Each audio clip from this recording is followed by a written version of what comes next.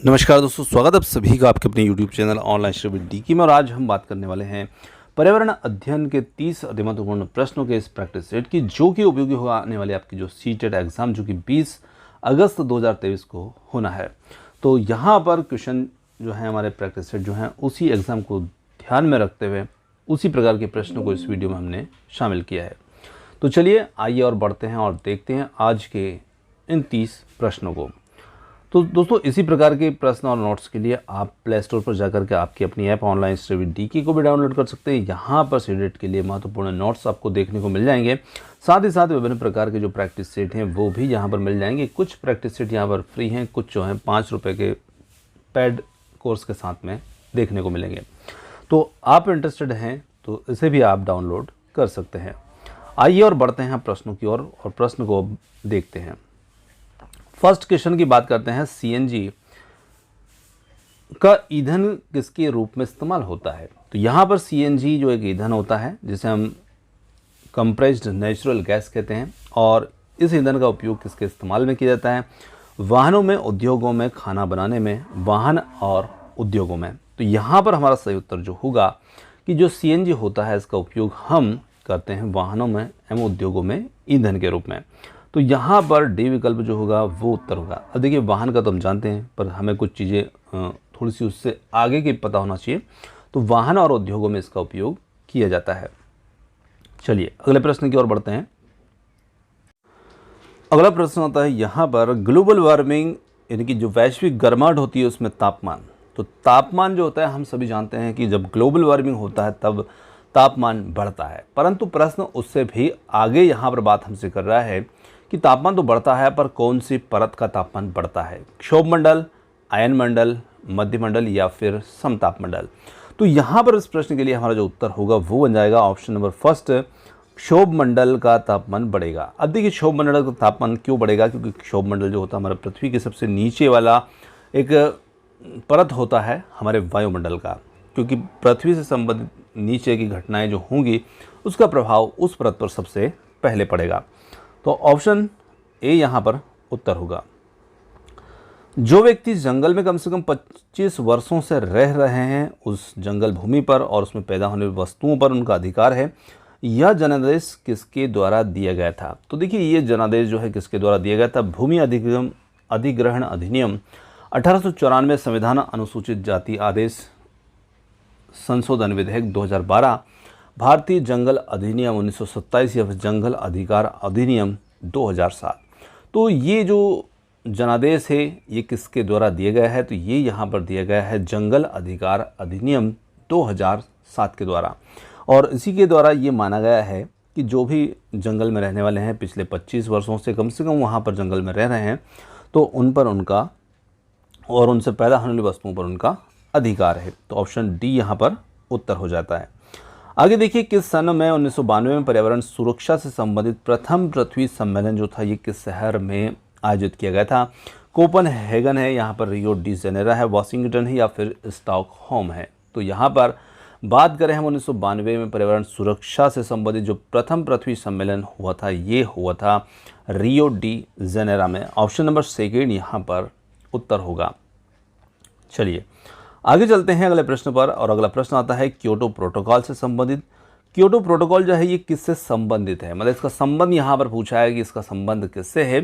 नस्ल संरक्षण, जलवायु परिवर्तन, नम भूमि संरक्षण या फिर औषधि पौधों से? यहाँ पर क्योटो प्रोटोकॉल जो है ये जलवायु परिवर्तन से संबंधित एक प्रोटोकॉल है, और ऑप्शन बी यहाँ पर इस प्रश्न के लिए उत्तर होगा। और बात यहाँ पर करें तो ये 16 फरवरी 2005 में लागू हुआ था। और यहाँ पर आगे बढ़ते हैं। आर्सेनिक के द्वारा जल प्रदूषण सर्वाधिक है। तो आर्सेनिक के द्वारा जल प्रदूषण सर्वाधिक होता है उत्तर प्रदेश, मध्य प्रदेश, बिहार या पश्चिम बंगाल में? तो देखिए, आर्सेनिक जो है इसका जो सबसे ज़्यादा प्रभाव हमें देखने को मिलता है, इसका प्रदूषण सबसे ज़्यादा देखने को मिलता है वो मिलता है पश्चिम बंगाल में। ऑप्शन नंबर जो डी होगा वो यहाँ पर उत्तर होगा। निम्नलिखित में से कौन सा न्यूनतम पर्यावरणीय प्रदूषण उत्पन्न करता है? यहाँ पर देखना है उस कारक को जो कि न्यूनतम पर्यावरणीय प्रदूषण पैदा करता है। डीजल है, पेट्रोल है, हाइड्रोजन या कोयला है? तो यहाँ पर हम बात करेंगे हाइड्रोजन की। हाइड्रोजन एक ऐसा ईंधन है जो कि न्यूनतम पर्यावरणीय प्रदूषण उत्पन्न करता है, बजाय डीजल, पेट्रोल और कोयला के, यानी कि तीनों ज़्यादा पर्यावरणीय प्रदूषण पैदा करते हैं, उनकी अपेक्षा हाइड्रोजन यहाँ पर न्यूनतम पैदा करेगा। ऑप्शन सी यहाँ पर उत्तर होगा। हरित गृह प्रभाव के द्वारा पृथ्वी पर कौन सा रेडिएशन होता है? UV radiation, gamma radiation, X किरण रेडिएशन, इंफ्रारेड रेडिएशन। तो यहाँ पर जो हरित गृह प्रभाव यानी कि ग्रीन हाउस इफेक्ट है, उसके माध्यम से जो इंफ्रारेड रेडिएशन होता है वो हमें देखने को मिलता है। तो ऑप्शन डी यहाँ पर उत्तर होगा। चेरनोबिल दुर्घटना किससे संबंधित है? ये एक महत्वपूर्ण दुर्घटना है, जैसे हमारे भोपाल गैस कांड हुआ था उसी प्रकार का ये भी एक चेरनोबिल दुर्घटना है जो कि उस रिएक्टर से संबंधित है। तो यहाँ पर यदि हम बात करें तो ये भूस्खलन, भूकंप, नाभिकीय दुर्घटना या फिर अम्लीय वर्षा, तो ये एक नाभिकीय दुर्घटना है। और ये जो घटना हुई थी, ये चेरनोबिल दुर्घटना जो है नाभिकीय दुर्घटना से संबंधित मानी जाती है। और 26 अप्रैल 1986 को यूक्रेन के चेरनोबिल न्यूक्लियर प्लांट जो पावर प्लांट था उसमें ये घटना घटित हुई थी। और इस परमाणु दुर्घटना को दुनिया का सबसे बड़ा परमाणु हादसा माना जाता है और इसलिए इसका प्रश्न भी महत्वपूर्ण बनता है। समुद्री प्रदूषण के कारण नष्ट हो रहे हैं, तो समुद्री प्रदूषण भूमध्य रेखीय वन, पतझड़ वन, कोणधारी या फिर मैंग्रोव वन। देखिए, समुद्र के तटीय क्षेत्रों में उगने वाले जो वन होते हैं उन्हें हम मैंग्रोव वन कहते हैं। और सबसे ज़्यादा समुद्र में जब प्रदूषण होगा तो उसका प्रभाव इन्हीं क्षेत्र के वनों पर देखने को मिलेगा। तो ऑप्शन डी यहाँ पर उत्तर होगा। उच्चतम न्यायालय ने सरकार को निर्देशित किया कि यमुना के जल की गुणवत्ता कम से कम ग्रेड सी स्तर तक बनाई जाए, जिससे उसे लोगों के पीने योग्य बनाकर उपलब्ध कराया जा सके। उक्त कथन ग्रेड सी स्तर का यहाँ पर अर्थ क्या होगा? तो यदि हम इसकी बात करें तो शुद्ध जल, थोड़ी मात्रा में प्रदूषित जल, औसत दर्जे का प्रदूषित जल या अधिक प्रदूषित जल। तो यहाँ पर उत्तर हो जाता है कि औसत दर्जे का प्रदूषित जल में कम से कम उसे उपलब्ध किया जाए। Option C. आगे देखिए, जल प्रदूषण अथवा जल जनित रोगों का एक उदाहरण निम्न में से कौन सा है? तो यहाँ पर देखना है जल जनित रोगों के एक उदाहरण को। डिप्थीरिया है, टाइंसिलाइटिस है, अतिसार है या फिर खसरा है। तो यहाँ पर अतिसार जो होता है, जिसे हम डायरिया भी कहते हैं, इस नाम से भी ये जाना जाता है और ये एक जल जनित रोग है जो कि दूषित जल के पीने से उत्पन्न होता है। अगला हमारा प्रश्न आता है, निम्न में से किस स्तर से नीचे जाने पर ओजोन परत में छिद्र की संज्ञा से दी जा सकती है? यहाँ पर है 800 डॉप्सन यूनिट, 400 डॉप्सन यूनिट या फिर 200 डॉप्सन यूनिट या फिर उपरोक्त में से कोई नहीं। तो यहाँ पर उत्तर हो जाता है जब ओजोन परत में 200 डॉप्सन यूनिट से नीचे के स्तर पर ये पहुँच जाता है तो इसे छिद्र की संज्ञा दी जाती है। चलिए आगे चलते हैं अगले प्रश्न पर। और अगला प्रश्न आता है EIA, जिसे हम कहते हैं इन्वायरमेंटल इम्पैक्ट असेसमेंट, अमेरिका में स्थापित किया गया। कब किया गया ये हमसे पूछा जा रहा है। तो यहाँ पर है 1967 है, 1969 है, 1971 है या फिर 1973 है। तो यहाँ पर प्रश्न के लिए सही उत्तर जो होगा वो होगा विकल्प नंबर बी, 1969।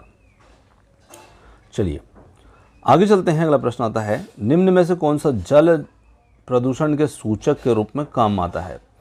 तो यहाँ पर देखना है उस जीवाणु को जो जीवाणु जल प्रदूषण के सूचक के रूप में काम आता है।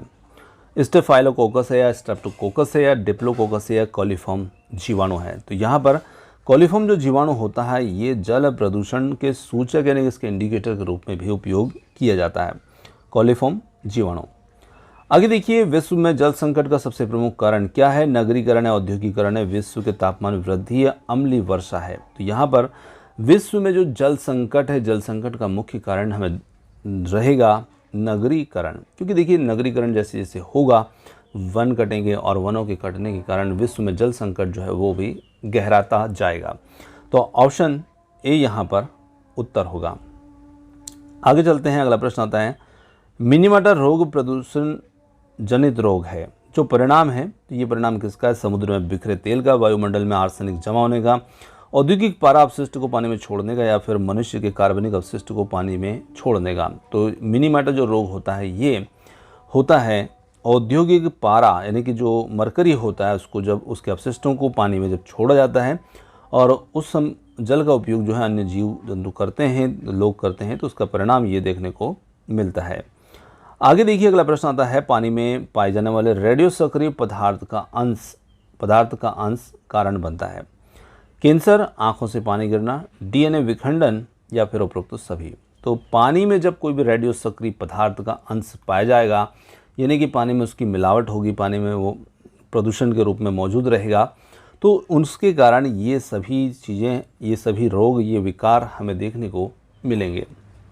उपरोक्त सभी यहाँ पर उत्तर होगा। ध्वनि प्रदूषण के नियम 2001 निर्देशित करते हैं। क्या निर्देशित करते हैं? पटाखों के कारण ध्वनि प्रदूषण, लाउड स्पीकर के कारण ध्वनि प्रदूषण, किसी सभा में तीव्र ध्वनि के स्पीकर का प्रयोग, या फिर बी और सी।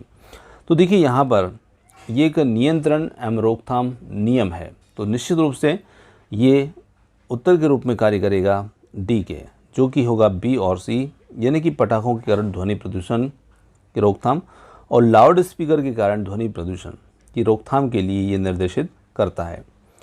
अगला हमारा प्रश्न है, वर्ष 1952 की महान धुंध वायु प्रदूषण की एक गंभीर घटना है और जिसने रिक्तस्थान को प्रभावित किया था। तो एक धुंध वाली जो घटना है, जो कि वर्ष 1952 में देखने को मिली थी, और ये जो घटना है, ये धुंध वाली घटना जो है, ये कहाँ पर हुई थी, किसको इसने प्रभावित किया था? पेरिस है, लंदन है, न्यूयॉर्क या फिर दिल्ली है। तो यहाँ पर उत्तर जो होगा वो हमारा होगा ऑप्शन नंबर बी, लंदन, जहाँ 1952 के अंतर्गत ये जो ग्रेट स्मॉग था, जिसे बिग स्मॉल भी कहा जाता है, बिग स्मॉग भी कहा जाता है, और ये एक प्रकार की गंभीर वायु प्रदूषण से संबंधित घटना थी। तो यहाँ पर ऑप्शन बी इसमें उत्तर हो जाएगा। तरुण भारत संघ नामक समूह संबंधित हैं, और ये किससे संबंधित है? स्कूल में दोपहर का पका हुआ भोजन उपलब्ध करवाने, आर्थिक रूप से कमज़ोर वर्गों के बच्चों के लिए निःशुल्क कोचिंग कक्षाएं चलवाने, पुराने झीलों के पुनर्निर्मित करने, विशेष रूप से सक्षम बच्चों के सीखने में मदद करता है। तो यदि हम बात करें इस संघ की, जो कि तरुण भारत संघ के नाम से जाना जाता है, और ये जो जल संरक्षण के प्रति अपना दायित्व करता है पूरा, तो यहाँ पर पुरानी जो झीलें हैं उनको पुनर्निर्मित करने में ये संबंधित होगा, यानी कि अपनी भूमिका यहाँ पर निभाएगा। तो ऑप्शन जो सी होगा वो इसमें उत्तर होगा। अगला प्रश्न आता है, एक शिक्षक पढ़ाते समय श्रव्य दृश्य सामग्री एवं शारीरिक गतिविधियों का प्रयोग करता है, क्योंकि अधिगम वृद्धि में अधिकतम इंद्रियों का उपयोग करते हैं, शिक्षक को आराम उपलब्ध कराते हैं, प्रभावी आकलन को सुगम बनाते हैं, शिक्षार्थियों को दिशा परिवर्तन उपलब्ध कराते हैं। तो यहाँ पर यदि हम देखें कि जब एक शिक्षक पढ़ाते समय विभिन्न प्रकार की दृश्य श्रव्य सामग्री और गतिविधियों का प्रयोग करेंगे, तो ये शिक्षक चाहते हैं कि अधिगम वृद्धि में अधिकतम इंद्रियों का उपयोग किया जाए, यानी कि बच्चों को जो कुछ हम सिखाना चाहते हैं, बच्चे और भी बेहतर तरीके से उपयोग तब कर पाएंगे, तब सीख पाएंगे जब वे अपने अधिकतम इंद्रियों का प्रयोग करेंगे। रिक्त स्थान के अलावा निम्नलिखित पर्यावरण अध्ययन के पढ़ाने की विधियाँ हैं। सहयोगात्मक अधिगम है, निर्देशित खोजें, व्याख्यानों के द्वारा स्पष्ट करने, समस्या समाधान। तो यहाँ पर उत्तर हो जाता है हमारा व्याख्यानों के द्वारा स्पष्ट करने के अलावा बाकी सभी जो हैं पर्यावरण पढ़ाने की विधियाँ हैं।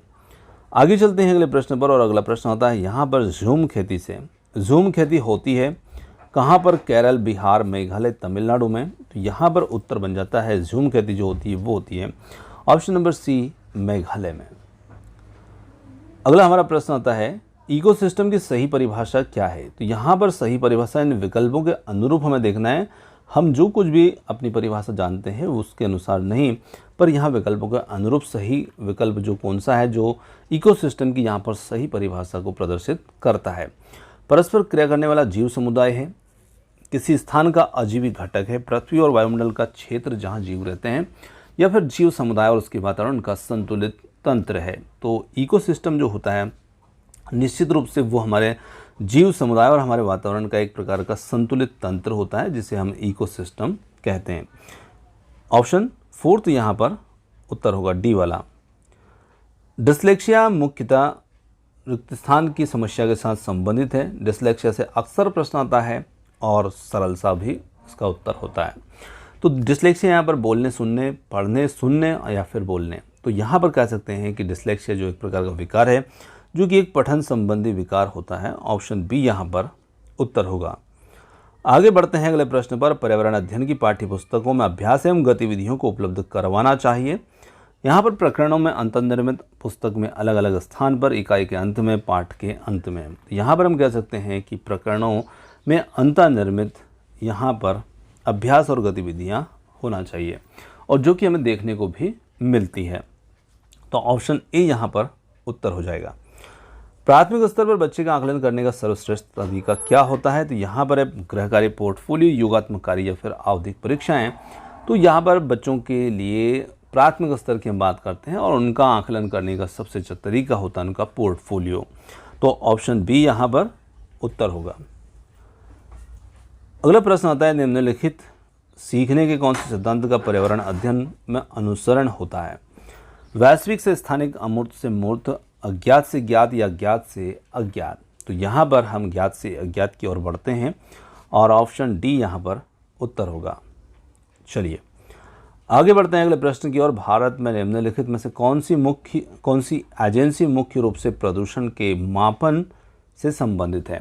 तो प्रदूषण के मापन से संबंधित यहाँ पर एजेंसी ग्रीन ट्रिब्यूनल है, केंद्रीय प्रदूषण नियंत्रण बोर्ड है, केंद्रीय जल आयोग है, या सर्वे ऑफ इंडिया है। तो यहाँ पर इस प्रश्न के लिए सही उत्तर जो होगा वो होगा केंद्रीय प्रदूषण नियंत्रण बोर्ड। ऑप्शन नंबर जो बी होगा वो यहाँ पर उत्तर होगा, और यही बोर्ड जो होता है ये प्रदूषण के मापन से संबंधित है। साथ ही साथ ये प्रदूषण के मूल्यांकन और उनकी निगरानी, नियंत्रण के लिए भी ये जिम्मेदार है। तो यहाँ पर ऑप्शन बी हमारा उत्तर होगा। दोस्तों ये थे आज के हमारे पर्यावरण अध्ययन से संबंधित 30 अति महत्वपूर्ण प्रश्न, और ये यहाँ समाप्त होते हैं। क्वेश्चन आपको कैसे लगे कमेंट्स करके ज़रूर बताइएगा। वीडियो पसंद आए तो वीडियो को लाइक, शेयर, चैनल को सब्सक्राइब करना मत भूलिएगा। आपने जो समय दिया उसके लिए बहुत बहुत धन्यवाद। थैंक्स फॉर वॉचिंग, और मिलते हैं जल्दी ही एक और नए किसी वीडियो के साथ। धन्यवाद।